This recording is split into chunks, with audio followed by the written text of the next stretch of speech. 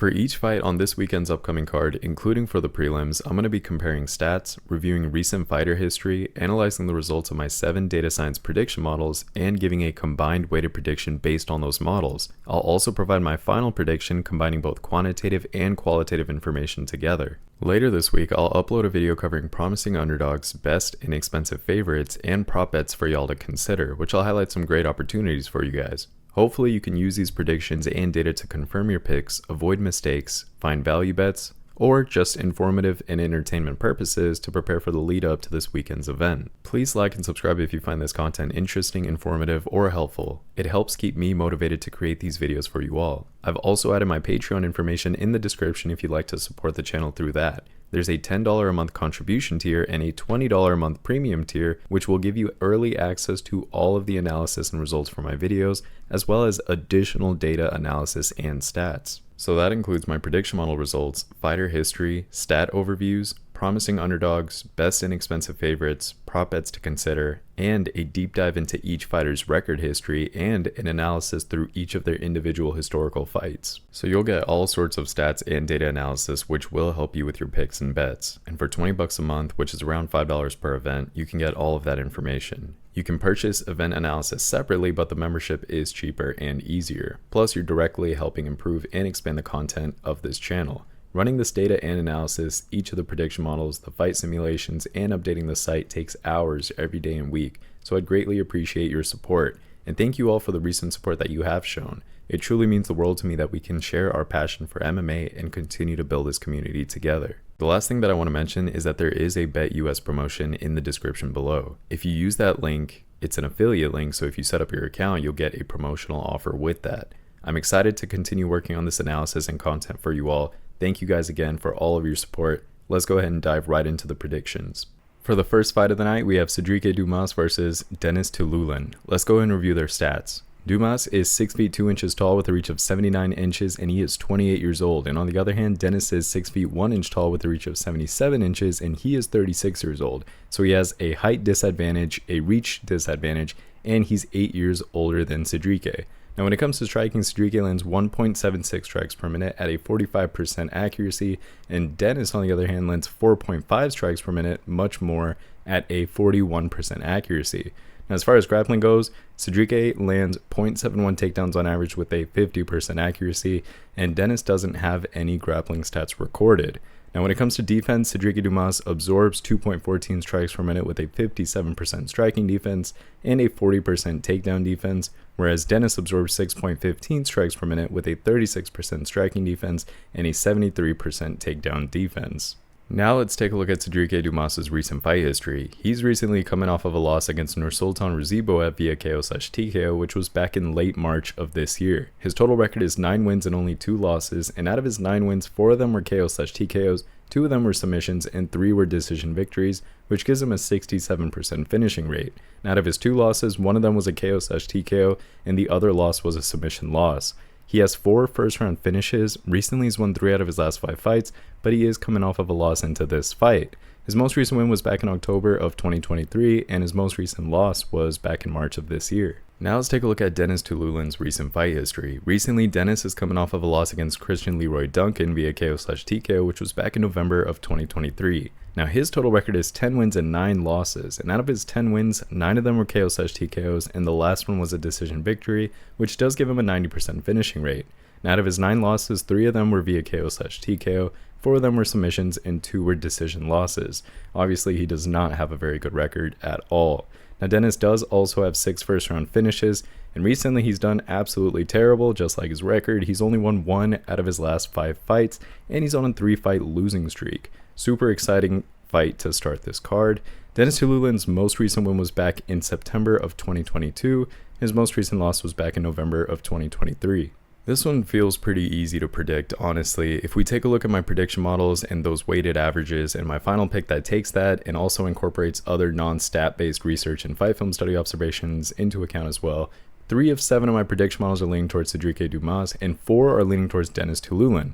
And when we weigh those prediction models together, we get a 53.4% probability of victory for Sedriques Dumas. However, for my final prediction, I'm going to give him a more confident 62% probability of victory, and there's several reasons for that. Sedriques Dumas has a height advantage of 1 inch, he's 8 years younger, he has a reach advantage of 2 inches, he has a 4% better striking accuracy, he absorbs 4 less strikes per minute, and he has a 21% higher striking defense. Sedriques Dumas has won 9 fights, he's finished 67% of them, he's won 2 of his 4 UFC fights, recently winning 3 out of his last 5 fights. But let's talk about reasons aside from stats alone as to why Sedriques Dumas will likely defeat Denis Tiuliulin. If you've seen Sedriques Dumas fight, you know he has an aggressive fighting style. He's also a versatile fighter overall. He has physical advantages coming into this matchup, and I think that his recent momentum is definitely going to be a key part to his victory as well. Now, Dumas has this ability to mix his striking with effective grappling, which I think will present a significant challenge for someone like Tiuliulin, who has shown weaknesses in grappling defense. Now, while Tiuliulin's experience and his knockout power are notable, I think that his recent performances and his vulnerabilities will make Dumas the more likely victor in this upcoming fight. Overall, Dumas's youth, his physical attributes, and his overall well-rounded skills position him favorably against the older and less versatile Tiuliulin, who has been not doing so well like we've discussed earlier. That's why the final verdict for this fight is Sedriques Dumas via decision, and that is that. Now for the next fight, we have Jay Herbert versus Rolando Bedoya. Let's go and review their stats. Jay Herbert is 6 feet 1 inch tall with a reach of 77 inches, and he's 36 years old. Now on the other hand, Rolando is 5 feet 11 inches tall with a reach of 74 inches, and he's 27 years old. So he has a height disadvantage, he has a reach disadvantage, but he is the younger fighter by 9 years. Now when it comes to striking, Jay lands 2.69 strikes per minute with a 41% accuracy, and Rolando on the other hand lands 8.7 strikes per minute, crazy amount of volume, with a 55% accuracy, so he's pretty accurate with his strikes as well, at least on paper. Now, as far as grappling goes, Jay lands 0.2 takedowns on average with only a 10% accuracy, and Rolando doesn't really have any grappling stats recorded. Now lastly, when it comes to defense, Jay absorbs 3.15 strikes per minute with a 45% striking defense and a 57% takedown defense, whereas Rolando absorbs 6.83 strikes per minute, which is probably a factor of his aggressive fighting style. He throws more, he absorbs more, etc. And he has a 52% striking defense. He doesn't have takedown defense recorded yet. Now let's go ahead and check out Jay Herbert's recent fight history. Recently, Jay's coming off of a loss against Gaziev via unanimous decision, which was back in July of 2023. His total record is pretty average. He has 12 wins and 5 losses. And now out of those 12 wins, 9 of them were KO/TKOs.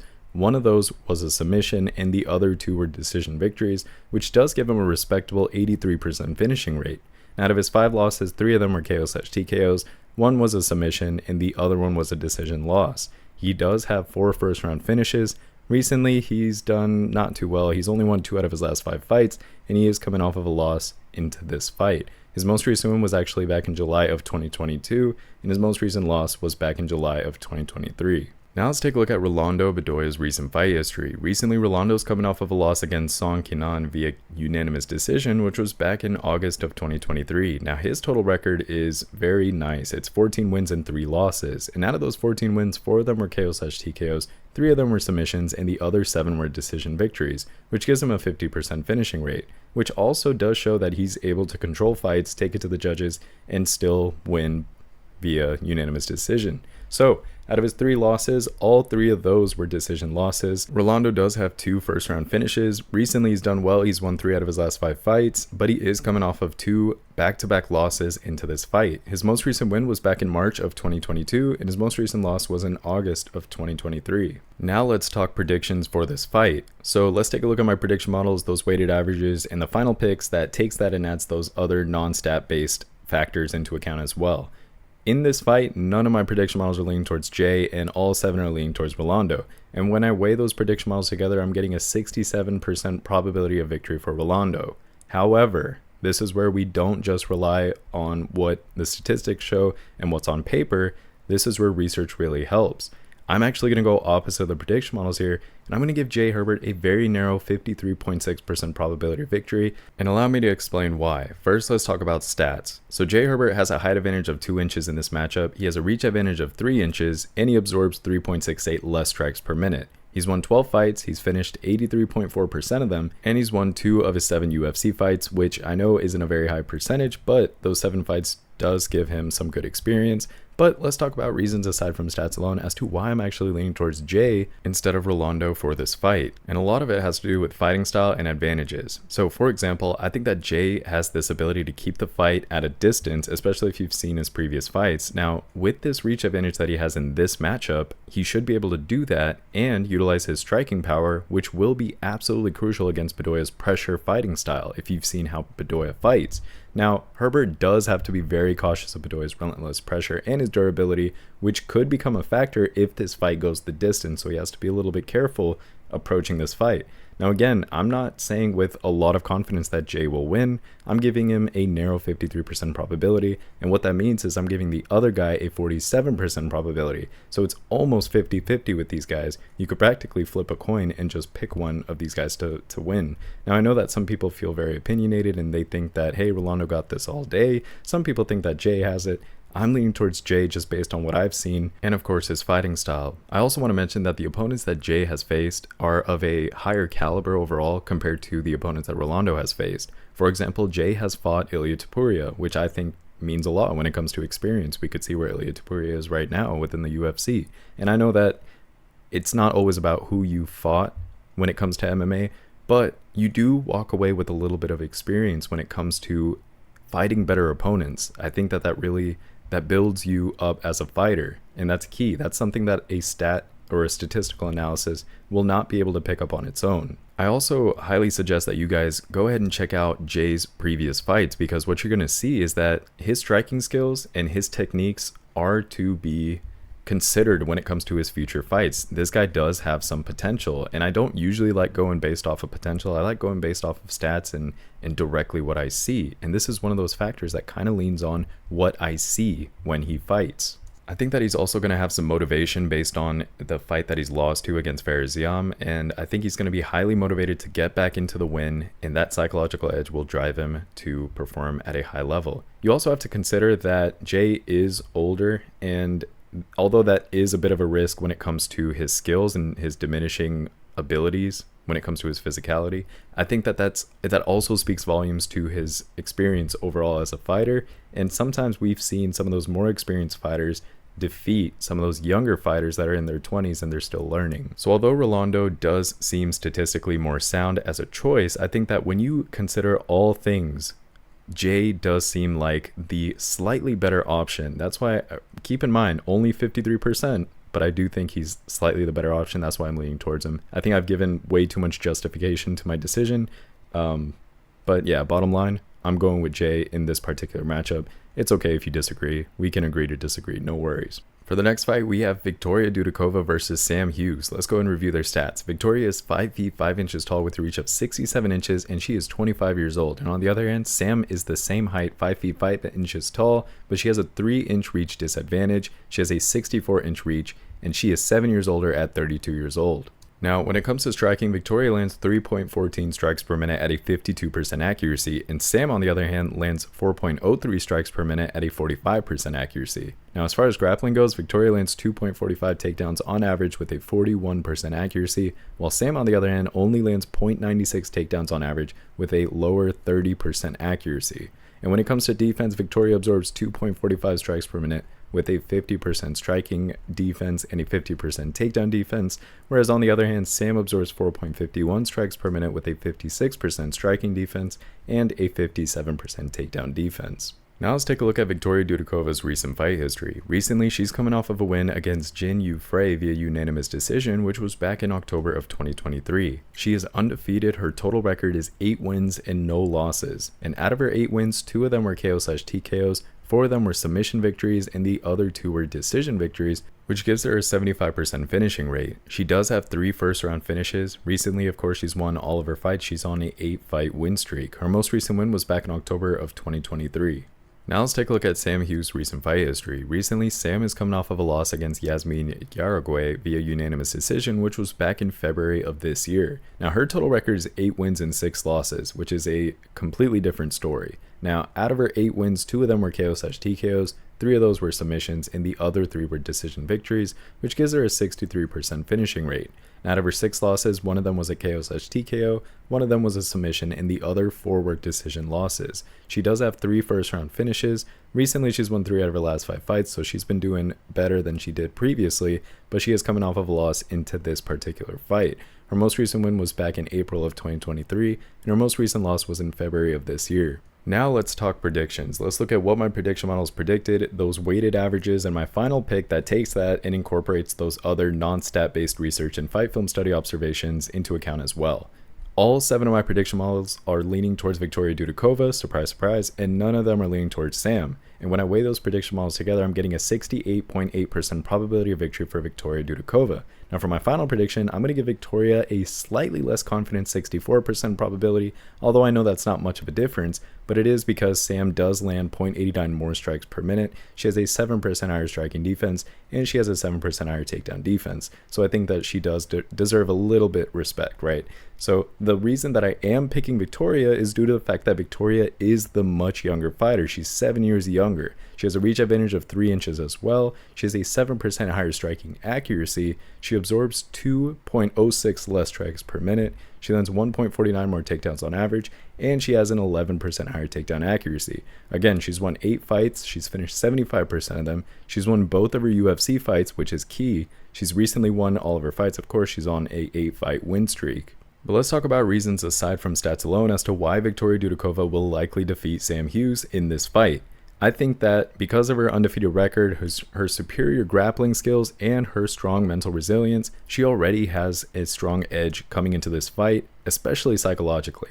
And then if you're talking about her style, she has a great ability to control fights with her wrestling skills and her submission techniques, and I think that that's going to give her a significant advantage in this fight, especially against the older Sam Hughes. Now, what you do have to keep in mind is that Sam is experienced and versatile, but again, she has shown some vulnerabilities, especially against strong grapplers, and she has a less favorable win-loss record, which shows that she's not a very good fighter, respectfully. Now, Dudakova's momentum and confidence, combined with her well-rounded athletic background, makes her the perfect victor for this matchup. I think that this one is also another obvious pick. Viktoriia Dudakova, I think that she takes it to the judges, she gets the unanimous decision victory, and she gets her 3rd UFC victory. For the next fight, we have Guram Kutateladze, say that 5 times quickly, versus Jordan Vucenic. Let's go ahead and review their stats and stick with first names only. Guram is 5 feet 11 inches tall with a reach of 72 inches, and he's 32 years old.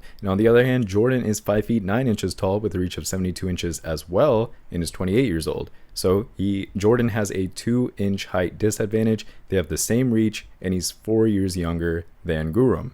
Now, when it comes to striking, Guram lands 4.62 strikes per minute at a 45% accuracy. Now, Jordan doesn't really have any striking stats or grappling stats or even defensive stats recorded, so bear with me as I try to break down these stats and compare the two in this matchup.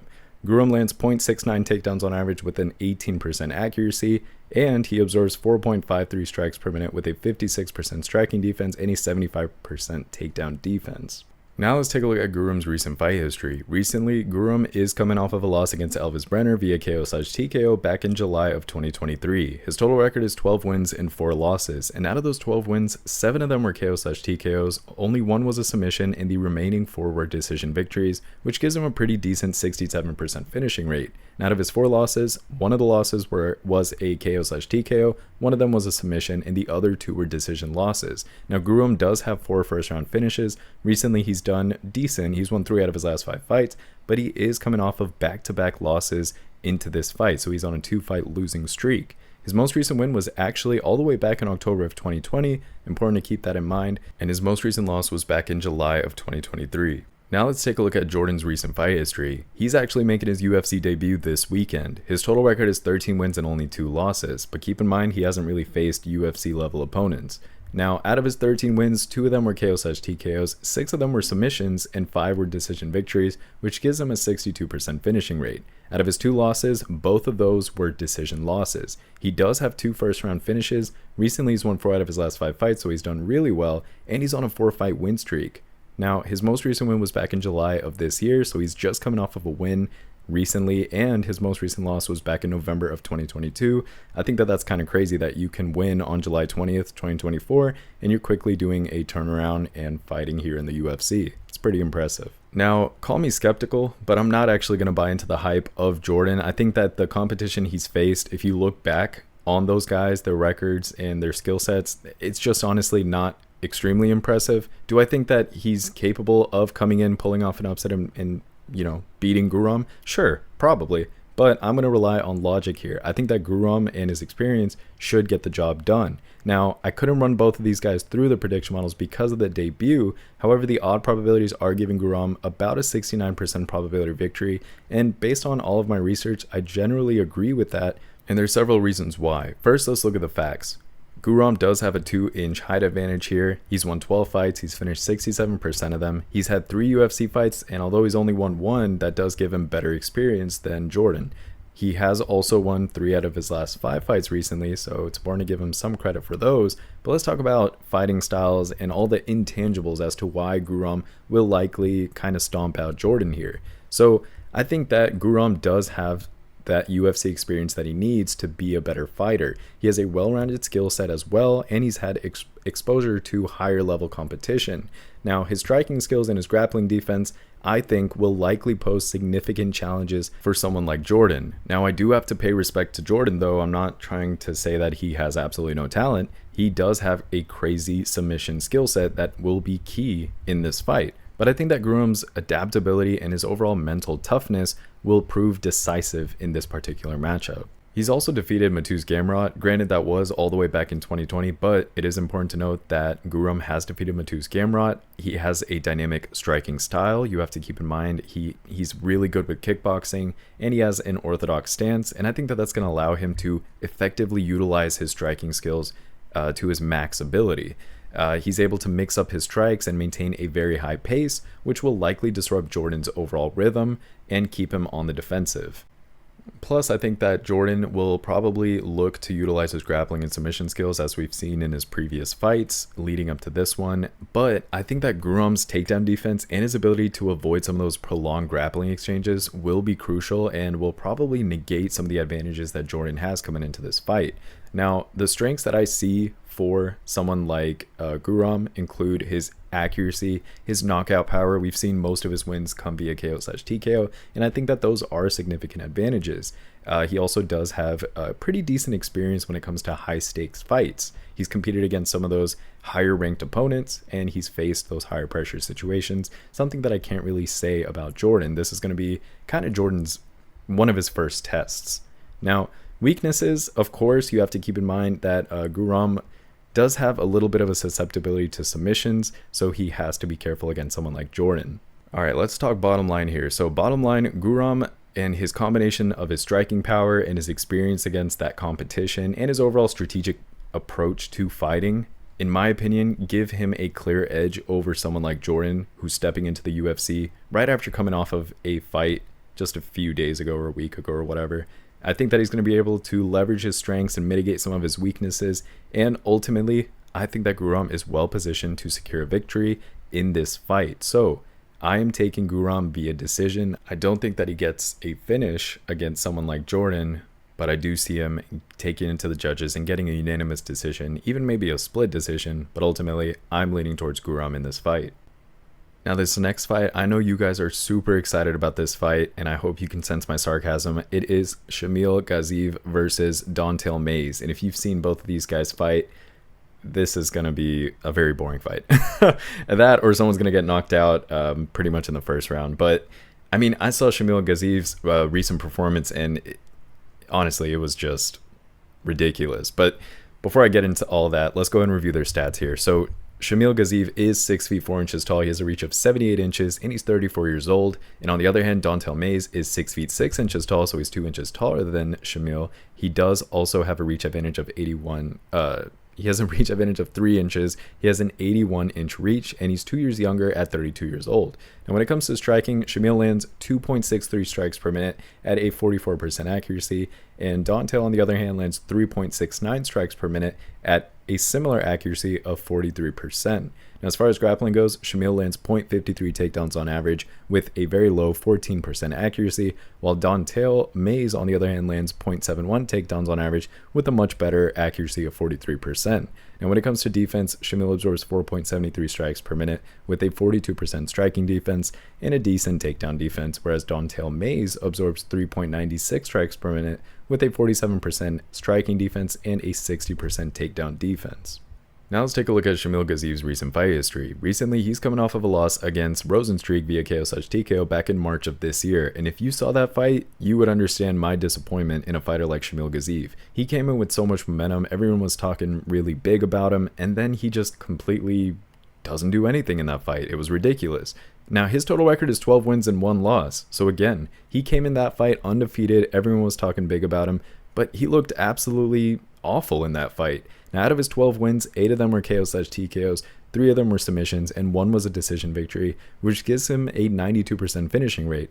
But again, here's where watching fights is absolutely key. You can't just go based off of what's on paper. Now, his one loss was a KO/TKO, of course. He does have 8 first-round finishes, so you think he's going to be an active fighter who can just go in and get the job done here, but who knows, right? Recently, he's won 4 out of his last 5 fights, and he is coming off of that loss against Rozenstruik. His most recent win was back in December of 2023. Most recent loss was March of this year. Now, on the other side, we have Dontel Mays, who I can respect a little bit more as a fighter, especially in the division he's in and his performance compared to Shamil's. Recently, he's coming off of a win against Chayo Machado via unanimous decision, which was back in April of this year. Now, his total record is 11 wins and 5 losses, which is also mediocre or underwhelming. Now, out of those 11 wins of his, 6 of them were via KO/TKOs, 1 of them was a submission, and 4 were decision victories, which does give him a 64% finishing rate. Now, out of his 6 losses, 1 of them was a KO/TKO, 2 of them were submissions, and the final 2 were decision losses. He does have 2 first-round finishes. Recently, he's done not too well. He's only won 2 out of his last 5 fights, but he is coming off of a win into this fight. His most recent win was in April of this year. His most recent loss was in November of 2023. Now let's take a look at what my prediction models predicted, their weighted average, and my final pick that takes that and adds that other non-stat based research and fight film study observations into account as well. Only 2 of 7 of my prediction models are leaning towards Shamil Gaziev, and the other 5 are leaning towards Dontel Mays. And when I weigh those prediction models together, I'm getting a 58.4% probability of victory for Dontel Mays. Honestly, this fight was an annoyingly tough fight to analyze and predict, because on paper and based on Shamil's previous performance, you might want to impulsively lean towards Dontel Mays, but I took the patient route and I studied Shamil's past and I studied Dontel's past, and I weighed their strengths and weaknesses together to form a more well-rounded pick instead of just impulsively trying to pick Dontel Mays. But I took the patient route and I studied Shamil's past and Dontel's past, and I weighed their strengths and weaknesses. I'm not even going to point out the statistical pros that Shamil has in this fight, because for this particular match, a lot of the intangibles matter the most, not the stats, not what's on paper. So the first thing I want to point out in my defense, and I know I'm on trial here with you guys, is that Shamil does have better striking power and accuracy, which you can observe in his previous fights. Definitely not the case with his most recent fight, but historically, more times than not, he's done pretty well as a heavyweight.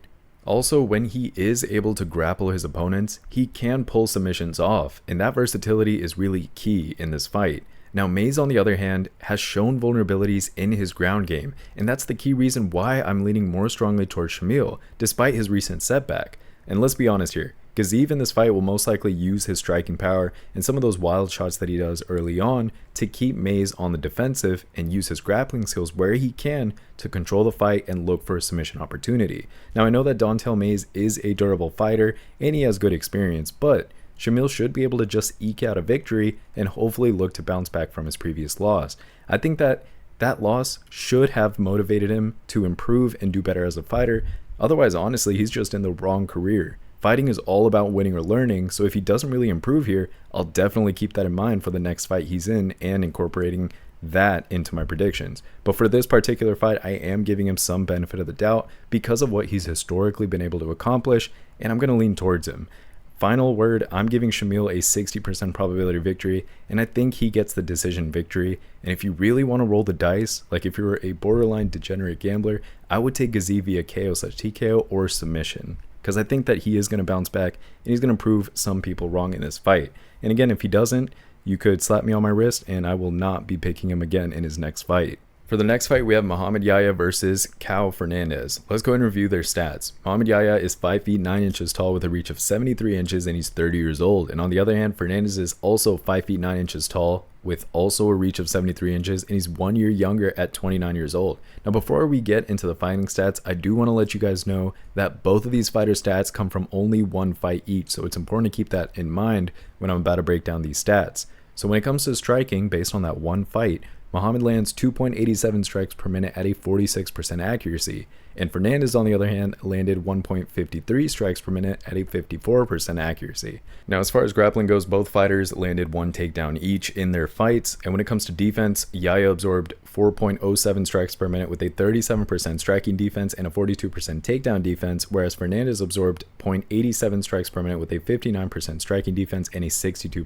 takedown defense. Now let's take a look at Mohammad Yahya's recent fight history. Recently, he's coming off of a loss against Trevor Peek via unanimous decision, which was back in October of 2023. His total record is 12 wins and 4 losses, and out of those 12 wins, 7 of them were KO/TKOs, 2 of them were submissions, and the other 3 were decision victories, which gives him a 75% finishing rate. Now, out of his 4 losses, 1 of them was a KO/TKO, 2 of them were submission losses, and the last fight was a decision loss. He does have 4 first-round finishes. Recently, he's done well. He's won 4 out of his last 5 fights, but he is coming off of a loss into this fight. His most recent win was back in February of 2023, and his most recent loss was back in October of 2023. Now let's take a look at Fernandes' recent fight history. Recently, he's coming off of a loss against Diakese via split decision, which was back in November of 2023. Now his record is 8 wins and only 2 losses, and out of those 8 wins, 4 of them were KO/TKOs, 2 of them were submission victories, and the other 2 were decision victories, which does give him a 75% finishing rate.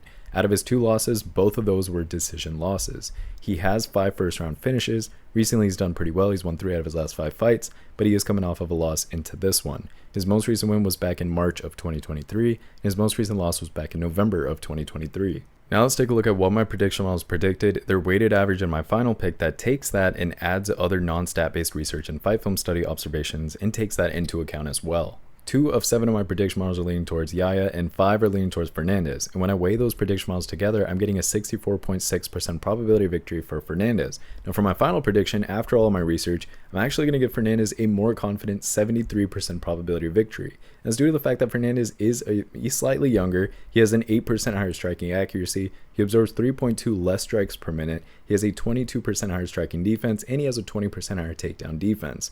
Fernandes has won 8 fights. He's finished 75% of them. He's had 1 UFC fight before, but he did not win that fight. Recently, he's won 3 out of his last 5 fights.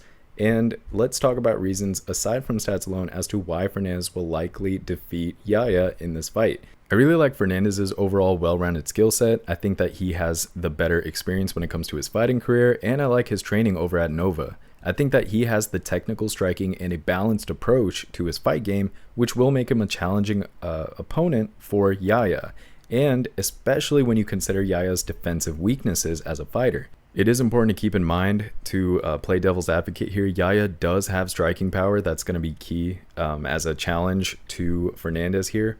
And he also has motivation as one of the first UFC fighters of where he's from, and that's pretty notable. But I think that his overall lack of some of that higher caliber competition and some of his defensive liabilities present a significant challenge for him. So in summary, I think Fernandes' UFC experience and his experiences even outside the UFC and his technical skills do give him a clear advantage in this matchup. I think that Yahya's historical significance and his striking powers are factors that need to be considered, but I don't think that that's enough to overcome Fernandes' well-rounded abilities and his overall high-level preparation in his training camp. So I will take Fernandes via decision. I don't think he's going to get the finish if I'm being honest, so that is the play for this fight. Now for the next fight, we have Alonzo Menifield versus Azamat Murzakanov. Let's go and review their stats here. Alonzo is 6 feet tall with a reach of 76 inches and he's 36 years old. And on the other hand, Azamat is 5 feet 10 inches tall, so he has a 2-inch height disadvantage. He has a reach of 71 inches, so he has a 5-inch reach disadvantage, and he is 35 years old, so both of these fighters are in the similar age range. So when it comes to striking, Alonzo lands 3.92 strikes per minute at a 57% accuracy. Now, Azamat, on the other hand, lands 4.57 strikes per minute at a similar 57% accuracy. So he lands more with the same accuracy. Now, as far as grappling goes, Alonzo lands 0.67 takedowns on average at a 33% accuracy, while Azamat, on the other hand, lands 0.75 takedowns on average at a lower 16% accuracy. And lastly, when it comes to defense, Alonzo absorbs 3.57 strikes per minute with a 49% striking defense and a 75% takedown defense, whereas Azamat absorbs 3.12 strikes per minute at a 57% striking defense and an 83% takedown defense. So let's take a look at Alonzo Menifield's recent fight history. Recently, Alonzo is coming off of a loss against Carlos Ulberg via KO/TKO, which was back in May of this year. His total record is 15 wins and only 4 losses, and out of those 15 wins, 10 of them were KO/TKOs, 3 of them were submissions, and 2 were decision victories, which gives him a very respectable 87% finishing rate. Now, out of his 4 losses, 2 of them were via KO/TKO, and the other 2 were decision losses. He has 10 first-round finishes, which is insane. Recently, he's won 3 out of his last 5 fights, but he is coming off of a loss into this fight. His most recent win was back in December of 2023, and his most recent loss was back in May of this year, just a couple months ago. Now let's take a look at Azamat Murzakanov's recent fight history. Recently, he's coming off of a win against Dustin Jacoby via unanimous decision, which was back in April of 2023. His total record is undefeated, 13 wins and 0 losses. And out of those 13 wins, 9 of them were via KO/TKO, 1 of them was a submission, and 3 were decision victories, which does give him a 77% finishing rate. Now, he does have 8 first-round finishes, which also makes him a high-level finisher as well, and he's on a 13-fight win streak. His most recent win was back in April of last year, though, so he hasn't been active since then. So let's take a look at what my prediction models predicted, their weighted average, and my final pick for this fight, which also incorporates the other non-stat-based research and fight film study observations and takes those into account. Only 1 of 7 of my prediction models are leaning towards Alonzo, and the other 6 are leaning towards Azamat. And when I weigh those prediction models together, I'm getting a 64.8% probability of victory for Azamat to win. Now, for my final prediction, I'm going to give him a slightly less confident 63% probability of victory. And I know that's barely any difference to you guys, but I did knock it down a little bit, and that's because Alonzo does have that height advantage of 2 inches, he has a reach advantage of 5 inches, and he has a 17% higher takedown accuracy. Now, the reason I am picking Azamat is due to the fact that he is the ever so slightly younger fighter. He lands 0.65 more strikes per minute, he absorbs 0.45 less strikes per minute, he has a 8% higher striking defense, he lands slightly more takedowns on average, and he has an 8% higher takedown defense. He's won 13 fights, he's finished 77% of them, he's won all 3 of his UFC fights, and of course, he's on that 13-fight win streak. Now, let's talk about reasons aside from stats alone as to why I think Azamat will win and defeat Alonzo Menifield, and I think that there are several reasons for that. So not only does this guy have an undefeated record, but he does have superior striking power, and he has this sort of strategic patience when it comes to fighting. So take a look at his previous fights and you'll see exactly what I'm talking about. Murzakanov has this ability to finish fights in the later rounds compared to Menifield, who has been inconsistent in some of those longer fights, and I think that's a key advantage in Azamat's game compared to Alonzo's.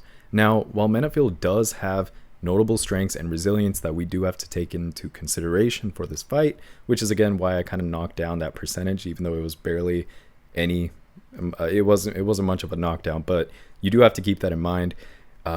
But to counter that argument, I would say that his recent knockout loss and some of those vulnerabilities in those extended fights that he's shown does make Murzakanov the more favored fighter in my eyes in this matchup. So, final decision, I do actually think that Azamat is going to pull off a KO/TKO. He has a high level of finishing ability. We've seen it before. I think that the chances look good for him to be able to get a KO/TKO. So, final verdict, I'm taking Azamat via KO/TKO. Moving on to the next fight, we have Joel Alvarez versus Elvis Brenner. I think that this is going to be a good fight. Let's go and review their stats here. Joel Alvarez is 6 feet 3 inches tall with a reach of 77 inches, and he's 31 years old. And on the other hand, we have Elvis Brenner, who's 5 feet 10 inches tall, so he's 5 inches shorter. He has a reach disadvantage of 5 inches as well. He has a reach of 72 inches, and he is 5 years younger. The power of triple fives. He is 26 years old. Now, when it comes to striking, Joel lands 3.65 strikes per minute at a 46% accuracy. And Elvis Brenner, on the other hand, lands 4.19 strikes per minute at a 47% accuracy. Now, as far as grappling goes, Joel doesn't really have any grappling stats recorded, And then Brenner does. He lands 1.59 takedowns on average with a 31% accuracy. And when it comes to defense, Joel absorbs 3.37 strikes per minute with a 50% striking defense and an 11% takedown defense, while Brenner absorbs 4.82 strikes per minute, so he does absorb more, but he does have a 52% striking defense, and he has a 75% takedown defense. Now let's take a look at Joel Alvarez's recent fight history. Recently, he's coming off of that win against Mark via submission, which was back in July of last year. His total record is 20 wins and only 3 losses, which is very impressive. Out of those 20 wins, 3 of them were via KO/TKO. An astounding 17 of them were via submission, and none of them were decision victories, which gives him a very impressive 100% finishing rate. Out of his 3 losses, 2 of them were via KO/TKO, and the other one was a decision loss. He has 13 first-round finishes. Recently, he's won 4 out of his last 5 fights, and he's coming off of a win into this fight. Super impressive when you look at his record on paper. His most recent win was back in July of 2023, and his most recent loss was actually back in February of 2022. Now let's take a look at Elvis Brenner's recent fight history. Recently, he's coming off of a loss against Miktaibek Oralbay via unanimous decision, which was back in May of 2024. His total record is 16 wins and 4 losses. It's not as impressive, but it's still pretty impressive. Out of his 16 wins, 3 of them were via KO/TKO, 11 of them were submissions, very interesting, and 2 of them were decision victories, which gives him an 88% finishing rate.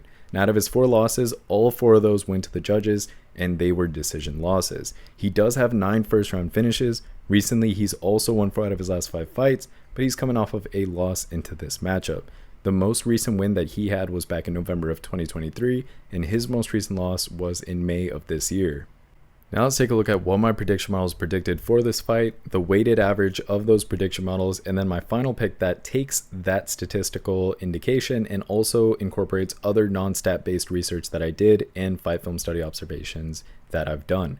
All 7 of my prediction models are leaning towards Joel Alvarez, and none of them are giving the benefit of the doubt to Brenner. And when I weigh those prediction models together, I'm getting a 55% probability victory for Joel Alvarez to win. However, and to be fair, that's pretty narrow, but I am going to go opposite of the prediction models here, and I'm going to give Elvis Brenner a 52% probability of victory. That's due to the fact that Elvis Brenner is 5 years younger. He lands 0.54 more strikes per minute. He has a 1% higher striking accuracy. He has a 2% higher striking defense and a 64% higher takedown defense. I think that he's kind of underrated in this fight, if I'm being honest. He's won 16 fights. He's finished 88% of them. He's won 3 of his 4 UFC fights, recently winning 4 out of his last 5. But I'm also going to give you guys reasons aside from stats alone as to why I personally am leaning towards Brenner. I think that his youth, his aggressive style, and his recent momentum will give him a slight edge over Joel Alvarez, who has kind of struggled with inactivity and visa issues as well, as we've seen. Now, Brenner does have versatility when it comes to striking and grappling, and I think that combined with a strong takedown defense will pose a significant challenge for a fighter like Alvarez. However, I do have to say Alvarez does have extensive experience. He has a very high-level submission skill set, and his past victories against some of those seasoned fighters do make him a challenging opponent in this division. Now, honestly, the outcome of this fight could just hinge on whether or not Alvarez can overcome his inactivity. I'm kind of banking on the fact that he's going to have a little bit of rust coming into this fight. So we'll see if he's able to kind of brush that off and leverage his experience and outmaneuver Brenner. I don't think he's going to be able to. I think Brenner is a sharper, more active fighter. So I'm going to lean towards Elvis Brenner. I think he's actually going to end up overwhelming and catching Joel Alvarez. So my final verdict for this fight is Elvis Brenner via KO/TKO. But let me know what you guys think. Now for the next fight, we have Mackenzie Dern versus Lupi Godinez. Let's go and review their stats. Dern is 5 feet 4 inches tall with a reach of 63 inches, and she is 31 years old. And on the other hand, Lupi is 5 feet 2 inches tall, so she has a 2-inch height disadvantage. She also has a 2-inch reach disadvantage. She has a 61-inch reach, and she's 1 year younger at 30 years old. When it comes to striking, Dern lands 3.31 strikes per minute at a 40% accuracy, and Lupi, on the other hand, lands 4.13 strikes per minute at a 48% accuracy. Now, as far as grappling goes, Dern lands 0.79 takedowns on average at a 15% accuracy, and Lupi, on the other hand, lands much higher. She lands 3.04 takedowns on average with a much better accuracy, of course, of 46%. Now, lastly, when it comes to defense, Dern absorbs 4.09 strikes per minute with a 51% striking defense and a 28% takedown defense, whereas Lupi is absorbing 3.58 strikes per minute with a 63% striking defense and an 84% takedown defense. Now let's take a look at Mackenzie Dern's recent fight history. Recently, Dern is coming off of a loss against Amanda Lemos, which was via unanimous decision, and it was back in February of this year. Her total record is 13 wins and 5 losses, kind of a mediocre record.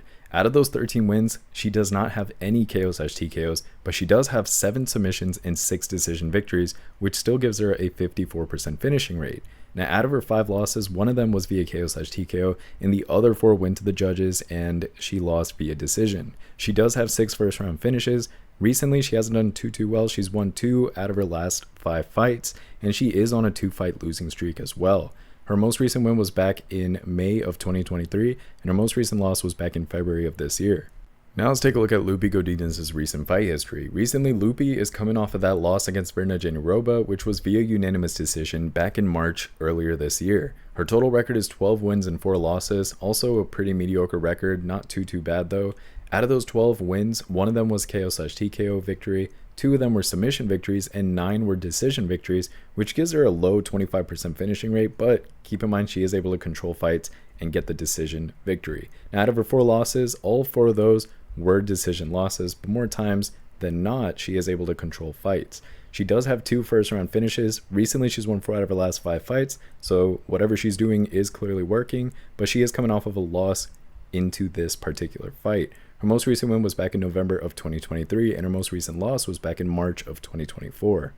Now let's take a look at what my prediction models predicted for this fight, the weighted average, and my final pick that takes that and also incorporates other non-stat based research and intangibles and fight film study observations and takes all of that into account as well. 1 of 7 of my prediction models are leaning towards Mackenzie Dern, and the other 6 are leaning towards Lupi Godinez. And when I weigh those prediction models together, I'm getting a 58% probability of victory for Lupi Godinez. However, based on Mackenzie Dern's strengths and her performances in previous fights, I'm going to go opposite of the prediction models here, and I'm going to give Dern a very narrow, I don't think it gets more narrow than this, it's a 50.1% probability of victory, and I'm leaning towards Mackenzie Dern due to the fact that, at least statistically, she has a height advantage of 2 inches, she has a reach advantage of 2 inches, she lands 0.3 more submissions on average.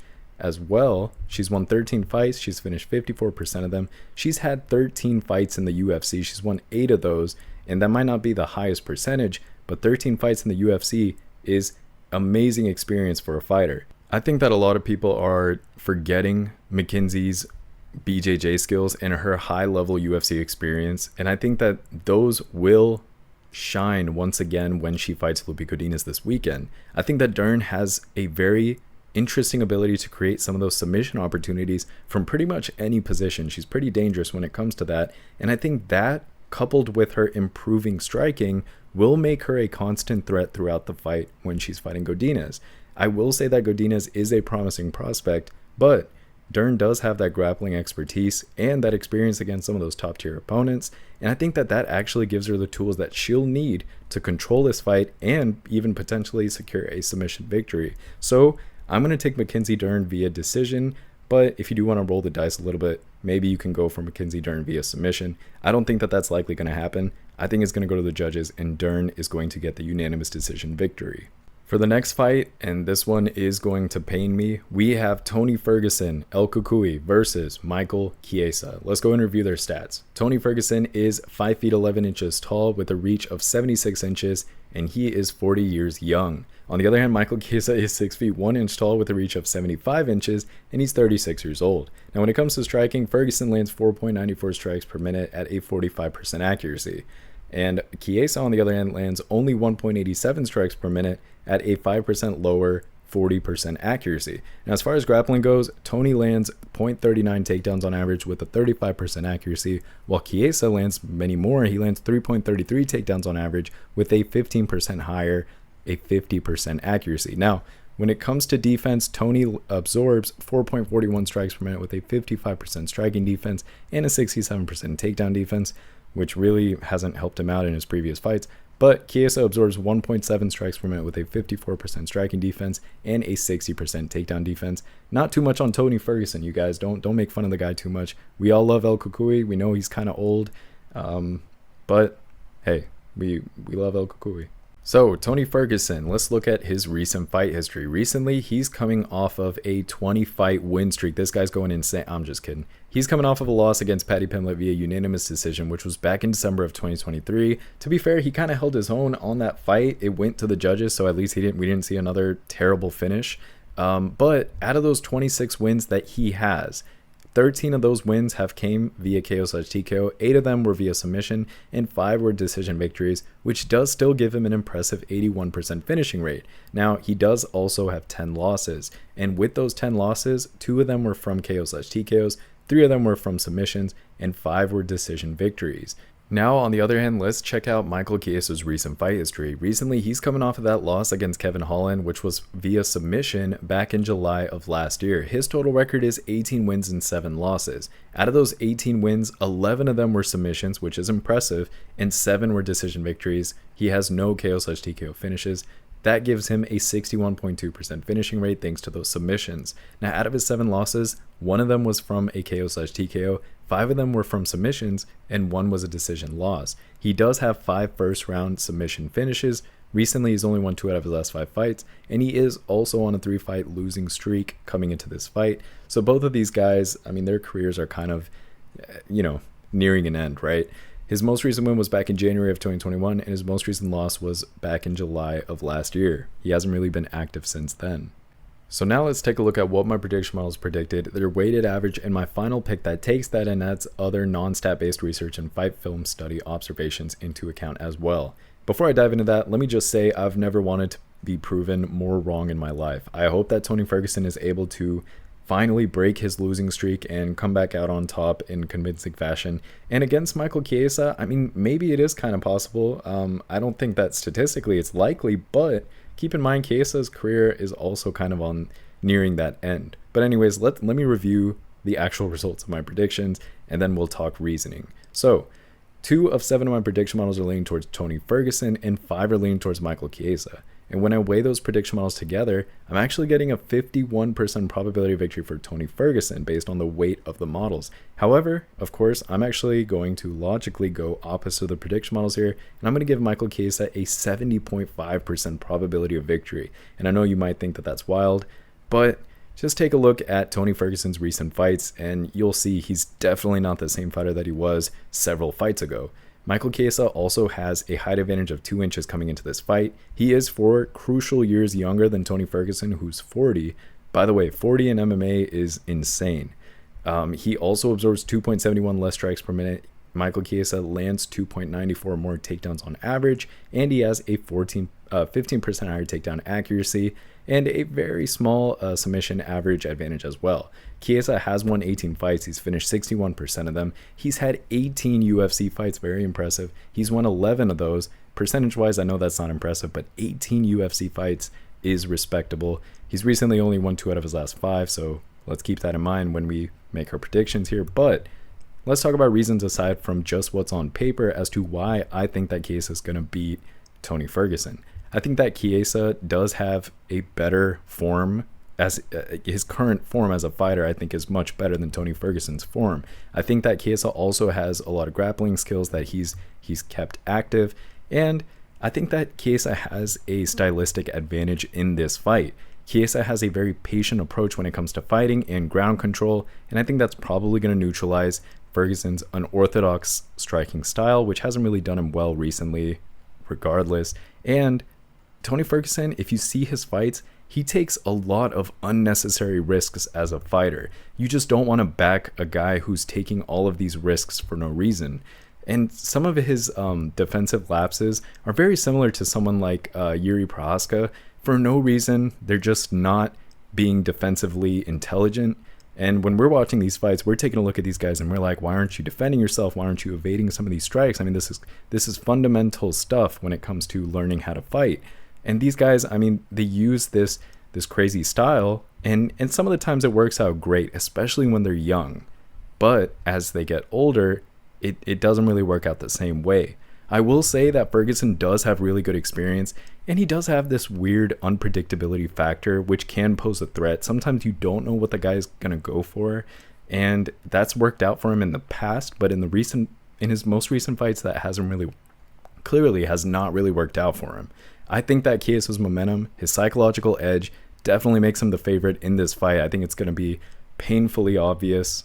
And I'm hoping I get proven wrong, but the logical pick here is Michael Chiesa all day. You could go for him via submission or a decision, whichever one you think will likely occur. I'm going to kind of lean towards Michael Chiesa getting a submission victory. I think he's going to be able to kind of ragdoll Tony Ferguson. And I say that with the utmost respect for Tony Ferguson. I'm a fan of him, so this is going to be a very hard watch for me. But again, hope I get proven wrong. Tell me what you guys think in the comments.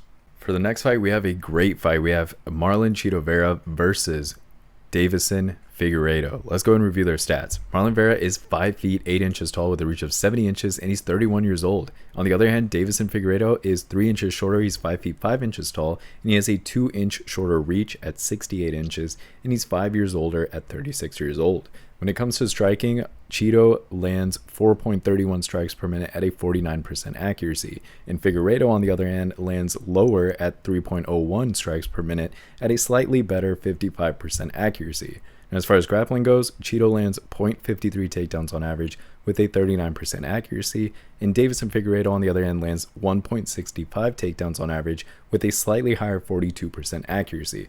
And lastly, when it comes to defense, Marlon absorbs 5.48 strikes per minute with a 50% striking defense and a 70% takedown defense, whereas Deiveson Figueiredo absorbs 3.38 strikes per minute with a 50% striking defense and a 58% takedown defense. Now let's take a look at Chito Vera's recent fight history. Recently, he's coming off of that loss against Sean O'Malley, which was via unanimous decision earlier in March of this year. His total record is 23 wins and 9 losses. A lot of those losses came earlier on, and he's done much better in the later stages of his career. Now, out of his 23 wins, 8 of them were via KO/TKO, 10 of them were via submissions, impressive, and 5 were decision victories, which gives him a very respectable 78% finishing rate. Now, out of his 9 losses, all 9 of his losses were decision losses, so he has not been finished. Now, he does have 8 first-round finishes. Recently, he's done decent. He's won 3 out of his last 5 fights, but it seems like every time he's tested with really good opponents, he struggles. He is coming off of that loss against Sean O'Malley when he's coming into this fight. His most recent win was actually back in August of last year. His most recent loss was in March of this year. Now, on the other hand, let's take a look at Deiveson Figueiredo's recent fight history. Recently, Figueiredo's coming off of that win against Cody Garbrandt, which was at UFC 300. It was massive. It was actually the card opener. Not the card opener, but the prelim opener. But that was via submission, and it was back in April of 2024. Man, time is just flying. Deiveson Figueiredo's total record is 23 wins and only 3 losses. That's crazy. Only 3 losses. Out of his 23 wins, 9 of them were via KO/TKO, 9 of them were via submissions, and 5 were decision victories, which is also a 78% finishing rate. Now, out of his 3 losses, 1 of them was via KO/TKO, 1 of them was via submission, and 1 was a decision loss. He has 11 first-round finishes. Recently, he's done well. He's won 3 out of his last 5 fights, and he is on a 2-fight win streak coming into this fight, so he's carrying a good amount of momentum with him. His most recent win was back in April of 2024, and his most recent loss was in January of last year. Now let's take a look at what my prediction models predicted, their weighted average, and my final pick that takes all of that and also incorporates other non-stat based research and fight film study observations as well. None of my prediction models are leaning towards Marlon Chito Vera. How disrespectful. And 7 are leaning towards Deiveson Figueiredo. When I weigh those prediction models together, I'm getting a 64.2% probability of victory for Deiveson Figueiredo. Now, for my final prediction, I'm actually going to give Figueiredo a very slightly less confident 61% probability of victory. And that is due to the fact that, first of all, Chito is a wonderful fighter. Even though he's had a couple losses here and there recently, he's still a great fighter that you have to understand. He has a good fight IQ overall. He also, on paper, has a height advantage of 3 inches. He's 5 years younger than Figueiredo. Although Figueiredo doesn't really look old, Figueiredo is a old fighter. Marlon Chito Vera does have a reach advantage of 2 inches. He lands 1.3 more strikes per minute, and he has a 12% higher takedown defense. Now, the reason that I am picking Deiveson Figueiredo is due to the fact that Figueiredo has a 7% higher striking accuracy. He does absorb 2 less strikes per minute, which can be key in a fight, especially given these high caliber of opponents. And he lands 1.12 more takedowns on average. He also has a 3% higher takedown accuracy, and he lands 0.8 more submissions on average. But let's talk about reasons aside from stats alone. Figueiredo, he's went on a crazy tear in the UFC. He's won 23 fights. He's finished 78% of them. He's had 16 UFC fights, and he's actually won 12 of them. And that's not only impressive based on the percentage of wins he's had, but it's also very impressive based on that UFC experience that he's accumulated as a fighter. And for him to be able to win 12 of those 16 fights, it really speaks volume into his fight IQ as a fighter, his durability, and his success in this career. He's won 3 out of his last 5 fights, and he's coming off of those 2 fights, which does give him a lot of momentum. It's important to keep in mind that someone like Figueiredo, if you look in his previous fights, you're going to notice right off the bat, Figueiredo has an insane amount of power when it comes to striking, especially for his lighter weight. He has also very versatile grappling skills and extensive experience against very high level and high caliber opponents. I mean, just name it. He's faced pretty much everyone from the top of the division. Now, Vera does have some things going for him. He carries relentless pressure. He's very durable when it comes to fighting, and stuff like that will make him a challenging opponent for Figueiredo. But I think that Figueiredo's ability to counter-strike, especially if you look at his previous fights and just see his mental sharpness and his fight IQ as a fighter, his counter-striking abilities really stand out in his fight film highlights.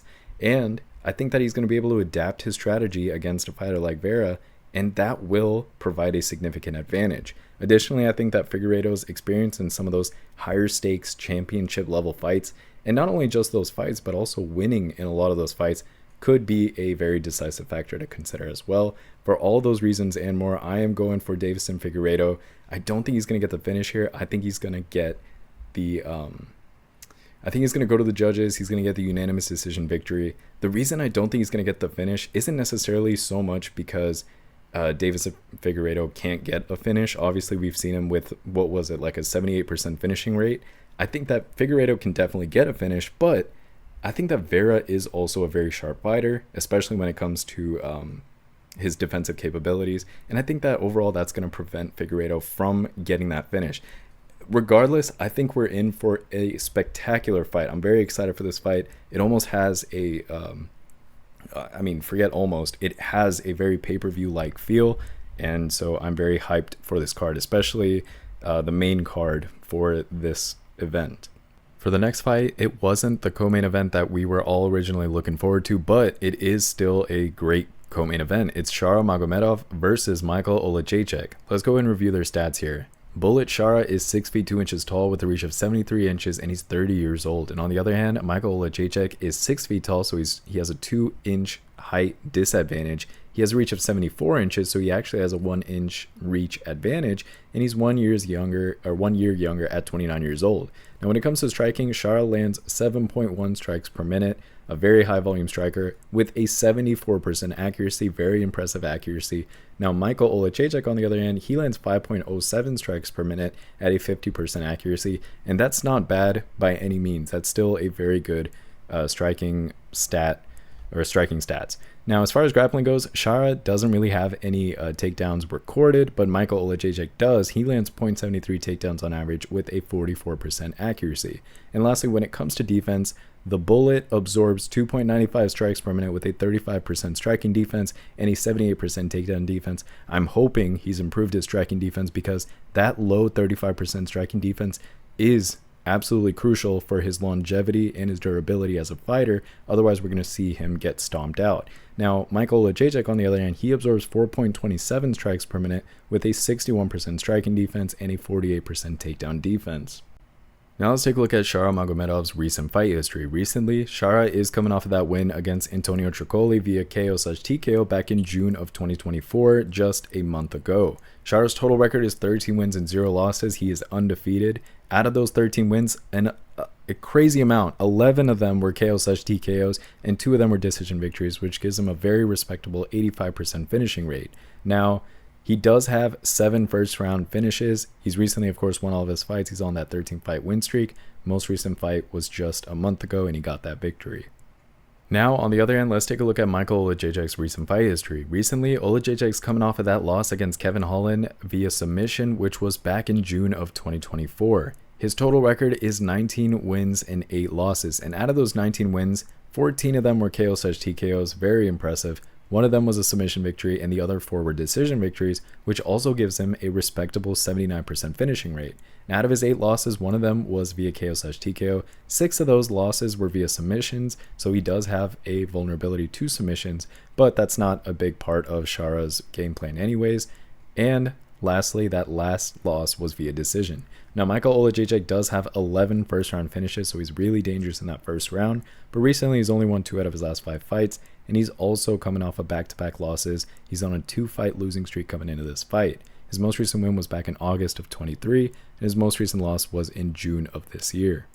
Now let's take a look at what my prediction models predicted, their weighted average, and my final pick that takes that and also incorporates other non-stat based research and fight film study observations and takes that into account as well. 5 of 7 of my prediction models are leaning towards Shara and 2 are leaning towards Michael Olajejek. And when I weigh those prediction models together, I'm getting a 56% probability of victory for Shara the Bullet Magomedov. Now for my final prediction, I'm actually going to bump that up a bunch. I'm going to give Shara a more confident 68% probability of victory, and there's several reasons for that.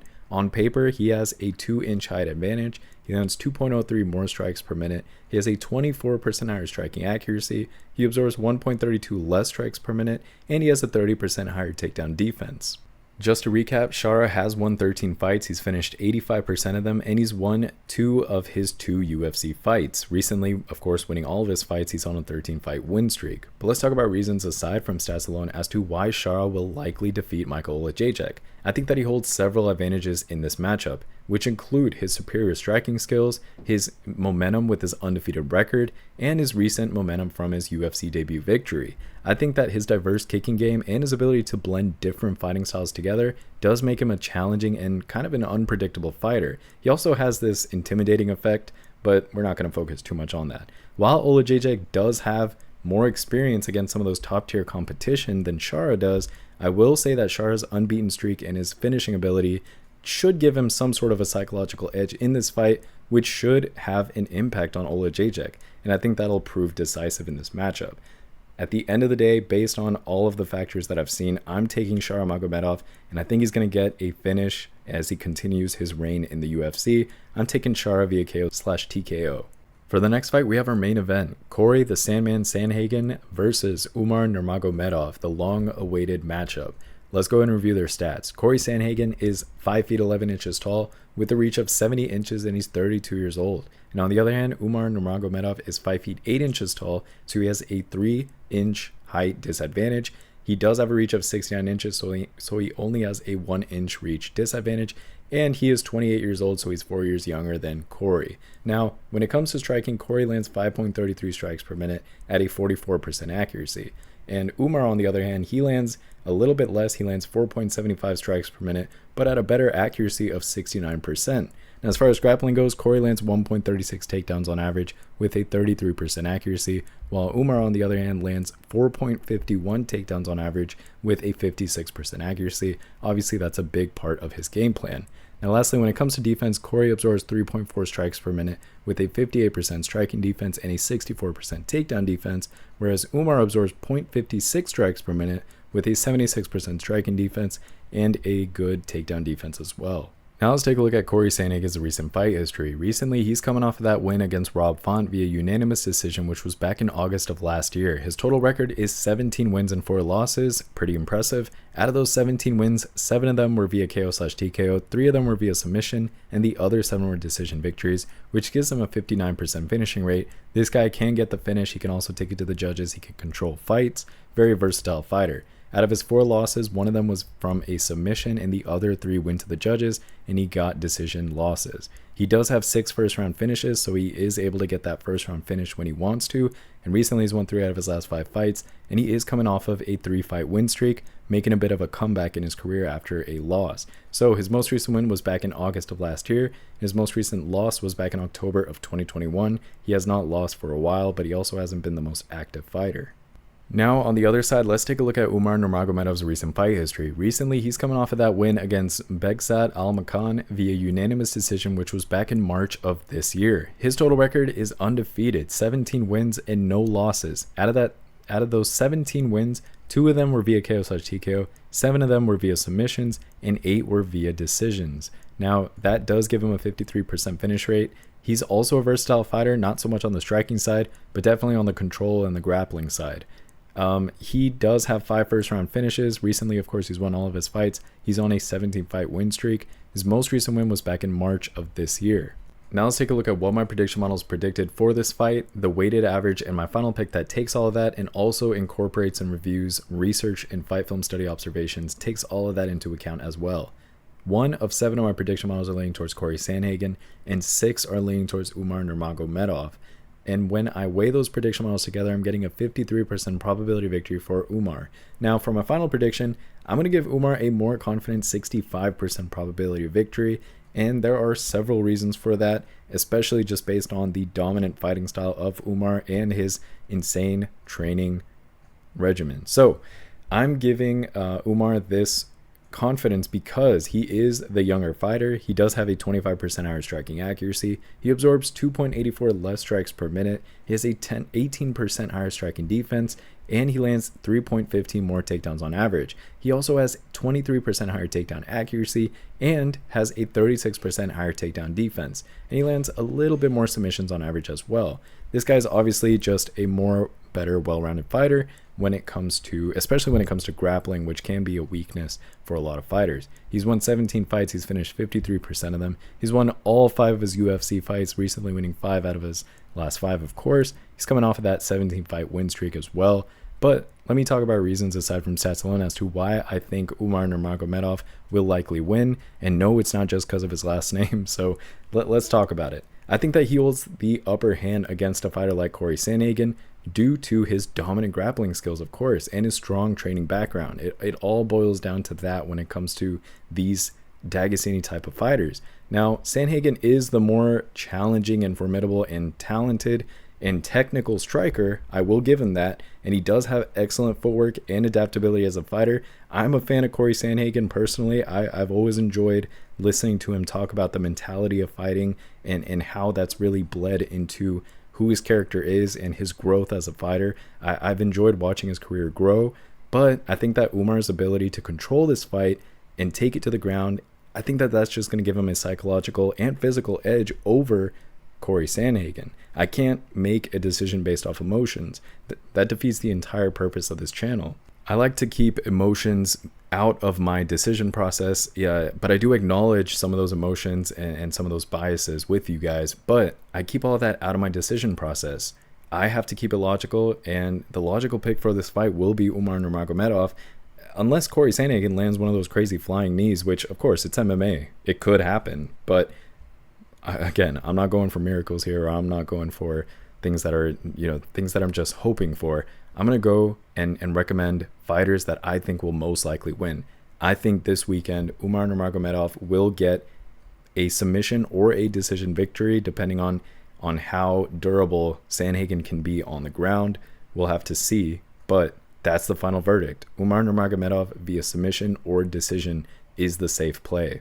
Now, keyword, safe play. Now, my betting video is going to come out in a couple days for this event, and I'll talk a little bit more in that video. But if you did want to be a little bit of a dice roller for this fight, you could take Sandhagen via KO/TKO. He does have a very interesting striking skill set, and again, if you want to take a chance and have a good risk to reward ratio, Cory Sandhagen via KO/TKO. Otherwise, logically, Nurmagomedov by decision or submission.